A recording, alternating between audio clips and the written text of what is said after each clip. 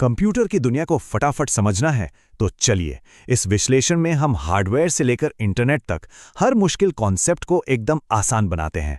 आइए शुरू करते हैं। तो सबसे बड़ा सवाल यही है, आखिर वो क्या चीज़ है, कौन सा जादू है जो लोहे और प्लास्टिक के इस बेजान डिब्बे को सोचने पर मजबूर कर देता है, जो उसे हिसाब किताब करने, फैसले लेने और हमसे यानी पूरी दुनिया से जुड़ने की ताकत देता है। इसका जवाब छिपा है हार्डवेयर और सॉफ्टवेयर के कमाल के तालमेल में। चलिए सबसे पहले बात करते हैं मशीन के शरीर की, मतलब कि हार्डवेयर की। ये वो सारी चीजें हैं जिन्हें हम देख सकते हैं, छू सकते हैं, जैसे सीपीयू, मेमोरी, मदरबोर्ड। सच पूछिए तो यही वो बुनियाद है जिस पर हमारी पूरी डिजिटल दुनिया टिकी हुई है। तो हार्डवेयर है क्या असल में? बहुत सिंपल है। कंप्यूटर का हर वो हिस्सा जो फिजिकल है, जिसे हम हाथ लगा सकते हैं, वही हार्डवेयर है। इसमें मेन चीजें शामिल हैं जैसे मदरबोर्ड, प्रोसेसर यानी सीपीयू, मेमोरी और स्टोरेज। और इस पूरे हार्डवेयर का जो दिमाग है ना, वो है सीपीयू, मतलब सेंट्रल प्रोसेसिंग यूनिट। हर एक क्लिक, हर कमांड, छोटी से छोटी कैलकुलेशन, सब कुछ यहीं से होकर गुजरता है। इसके बिना कंप्यूटर बस एक खाली डब्बा है और कुछ नहीं। अच्छा, अब बात करते हैं मेमोरी की। और यहां दो बड़े खिलाड़ी हैं, रैम और रोम। रैम को आप एक वर्किंग डेस्क की तरह समझ सकते हैं। जब तक काम कर रहे हैं यानी बिजली ऑन है, सारा सामान डेस्क पर फैला है। लेकिन जैसे ही काम खत्म हुआ यानी पावर कट, डेस्क साफ, सब कुछ गायब। वहीं दूसरी तरफ रोम एक परमानेंट डायरी की तरह है। इसमें वो जरूरी बातें लिखी होती हैं जो कंप्यूटर को स्टार्ट होने के लिए चाहिए, और ये बातें बिजली जाने पर भी नहीं मिटती।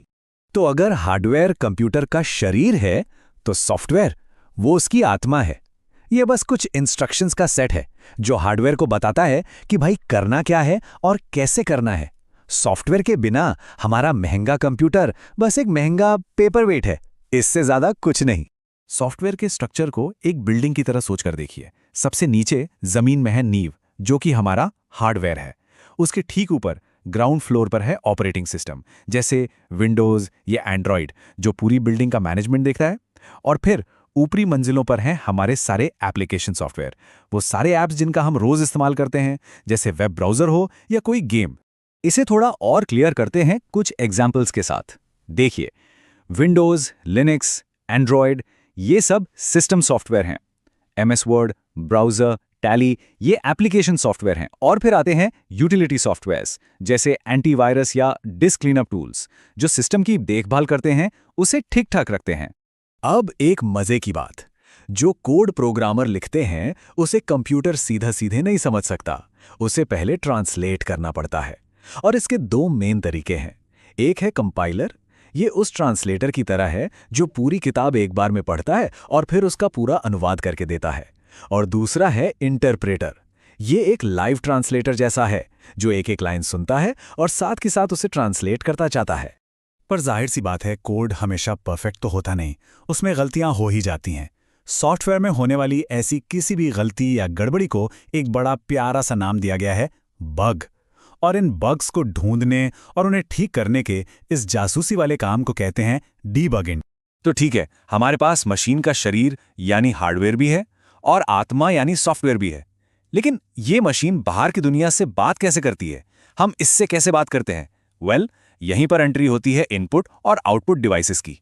इनपुट डिवाइस, जैसा नाम से ही जाहिर है, ये जानकारी को इन यानी अंदर ले जाने का काम करते हैं। कीबोर्ड, माउस, स्कैनर, माइक्रोफोन, ये सब कॉमन एग्जाम्पल्स हैं। एक तरह से ये कंप्यूटर की आंखें और कान हैं जिनसे वो हमारी बात सुनता और समझता है।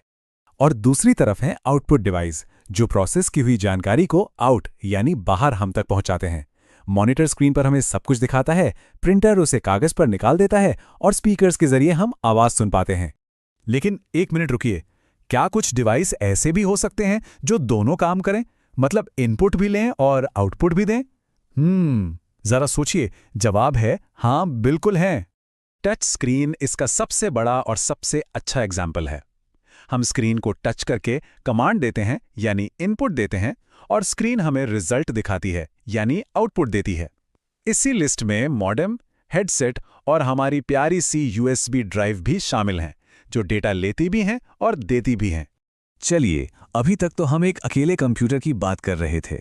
अब जरा इसे पूरी दुनिया से जोड़ते हैं।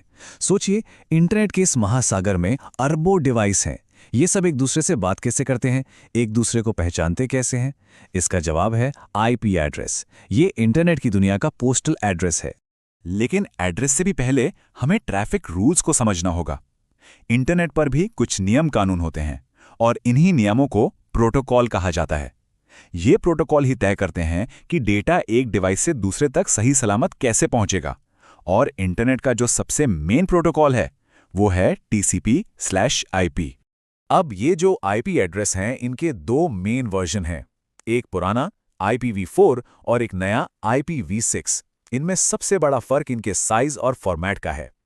IPv4 एक 32 बिट का एड्रेस है जिसमें सिर्फ नंबर्स होते हैं, जबकि IPv6 बहुत ही बड़ा 128 बिट का एड्रेस है जिसमें नंबर्स और अक्षर दोनों होते हैं। अब 32 बिट का मतलब क्या हुआ? इसका मतलब ये कि IPv4 से कुल मिलाकर सिर्फ लगभग 430 करोड़ यूनिक एड्रेस ही बनाए जा सकते हैं। और आज की दुनिया में जहां हर किसी के पास फोन, लैपटॉप, स्मार्ट वॉच और न जाने क्या-क्या हैं, ये 430 करोड़ एड्रेस तो कुछ भी नहीं है।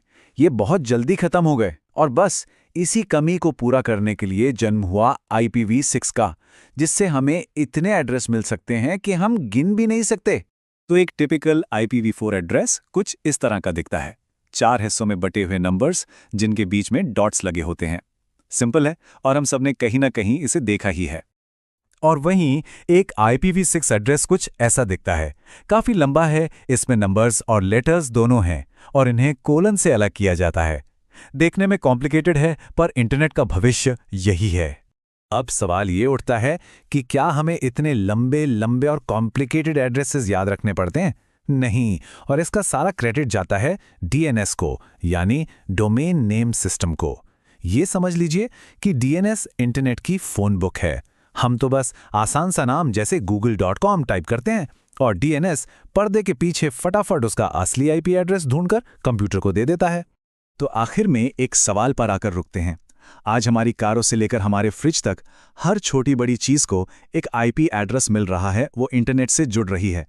जरा सोचिए, एक मशीन के लिए इस ग्लोबल नेटवर्क का हिस्सा बन जाने का असली मतलब क्या है?